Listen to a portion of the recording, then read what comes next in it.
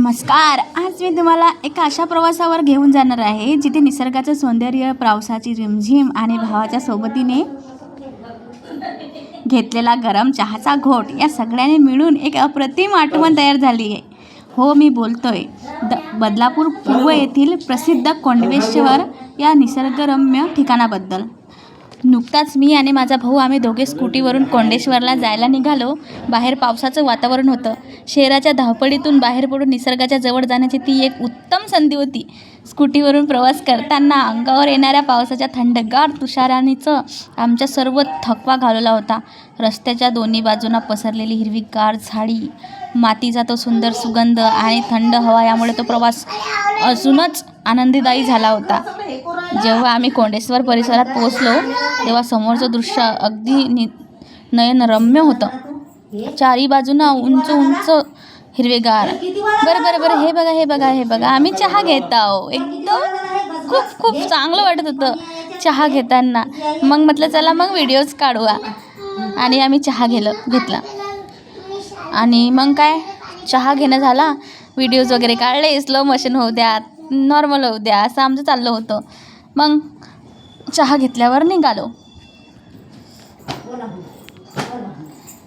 डोंगरावर ढग अगदी खाली उतरले होते. जणू काही डोंगर आणि ढग एकमेकांशी गप्पा मारत आहेत. आणि सर्वात सुंदर गोष्ट म्हणजे त्या पहाडावरून वाहणारे छोटे मोठे धरणे आणि धबधबे, वरून कोसळणारे ते पांढरं शुभ्र पाणी आणि त्यांचा तो खडखडणारा आवाज मनाला प्रचंड शांती देत होता.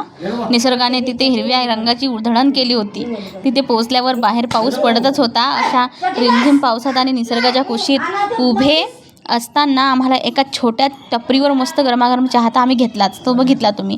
पावसात भिजत किंवा निसर्गाचा नजारा पाहत असतात चहाचा कप धरणं हा एक वेगळाच स्वर्ग सुख अनुभव असतो. आम्ही तो गरमागरम चहा घेतला. त्या चहाच्या प्रत्येक घोटासोबत निसर्गाचं ते सौंदर्य निहाळताना मिळालेला आनंद मी शब्दात सांगू शकत नाही, पण सांगण्याचा प्रयत्न करत आहे. तो चहा फक्त एक पेय नव्हता, तर त्या वातावरणाचा एक भाग बनला होता. कोंडेश्वर या ठिकाणाबद्दल थोडं सांगायचं तर हे ठिकाण बदलापूरसाठी आणि आसपासच्या पर्यटकांसाठी निसर्गाचे एक वरदान आहे. इथे प्राचीन महादेवाचे कोंडेश्वर मंदिर आहे, ज्यामुळे या परिसराला एक पवित्र आणि शांत आध्यात्मिक ऊर्जा लाभली आहे. पावसाळ्यात जेव्हा डोंगर हिरवेगार होतात आणि धबधबे वाहू लागतात तेव्हा ते ठिकाण एखाद्या सुंदर हिल स्टेशनसारखं दिसतं.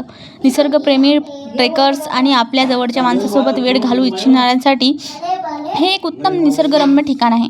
माझ्या भावासोबत हा प्रवास माझ्यासाठी खूप खास ठरला. धावपळीच्या त्या आयुष्यात आपण अनेकदा निसर्गाचा आनंद घ्यायला विसरतो, पण अशा छोट्या ट्रिप्स आपल्याला पुन्हा ताजतवानं करतात. स्कूटीचा तो प्रवास, पहाड, वाहणारे धबधबे, तो पाऊस आणि भावासोबत पिलेला तो चहा या सर्व गोष्टी माझ्या आठवणीत नेहमीच ताज्या राहतील. तुम्हीही जर कधी बदलापूरच्या आसपास असाल आणि पावसाळ्यात निसर्गाचा खरा आनंद घ्यायचा असेल ना, तर कोंडेश्वरला नक्की भेट द्या.